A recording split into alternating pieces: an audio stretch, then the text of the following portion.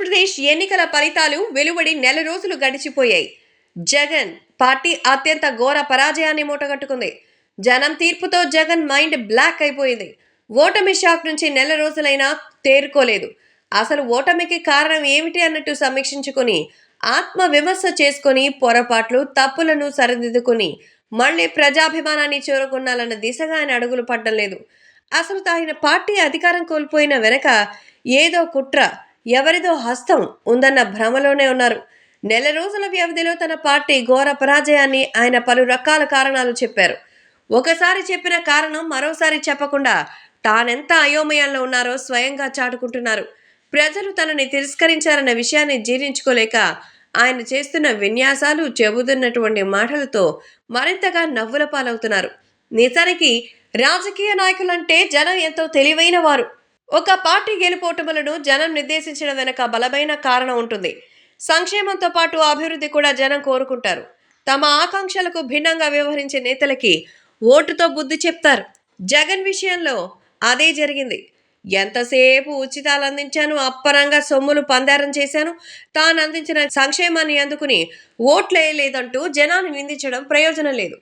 ఎన్నికల ఫలితాలు వెలువడిన రోజు సాయంత్రం జగన్ ఒక వీడియో విడుదల చేశారు. ఆ వీడియోలో తనని ఓడించిన అంటూ ప్రజల్ని నిందించారు.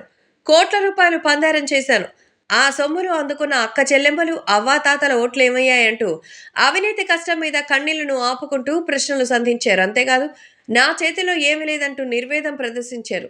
ఆ తరువాత జూన్ 13న జగన్ పార్టీ నేతలతో తాడేపల్లి ప్యాలెస్ లో ల్యాండ్ అయ్యారు. ఆ సమావేశంలో ఆయన తమ ఓటమికి ఈవీఎంలను నిందించారు. ఈవీఎంల ట్యాంపరింగ్ కారణంగానే ఓటమి పాలయ్యానని చెప్పారు.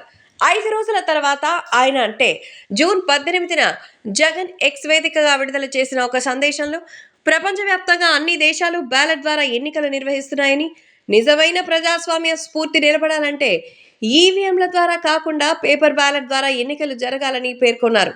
ఇక తాజాగా గురువారం నెల్లూరు జిల్లాలో వైసీపీ మాజీ ఎమ్మెల్యే పిన్నెల్లి రామకృష్ణారెడ్డితో ములాఖాత్ తర్వాత బయటకు వచ్చినటువంటి ఆయన ఎక్కడా ఈవీఎంల ప్రస్తావన తీసుకురాలేదు. చంద్రబాబు హామీలను నమ్మి జనం ఆయన్ను గెలిపించారని చెప్పుకొచ్చారు. అయితే చంద్రబాబు తప్పుడు హామీలతో అధికారంలోకి వచ్చారని నిందించారంటే ఒక నెల రోజుల వ్యవధిలో జగన్ తన ఓటమికి ప్రజల్ని నిందించారు. ఈవీఎం ట్యాంపరింగ్ వల్లే ఓటమి పాలయ్యానని భోరుమన్నారు. ఇప్పుడు జనం చంద్రబాబు మాయలో పడి తనని ఓడించారని చెప్పుకొచ్చారు. కానీ తన విధి విధానాలు, వేధింపులు, కక్షపూరిత రాజకీయాలు, అభివృద్ధి ఊసే లేకుండా సాగించిన పాలన కారణంగానే జనం తనని తిరస్కరించారన్న గ్రహింపుకు మాత్రం రావడం లేదు.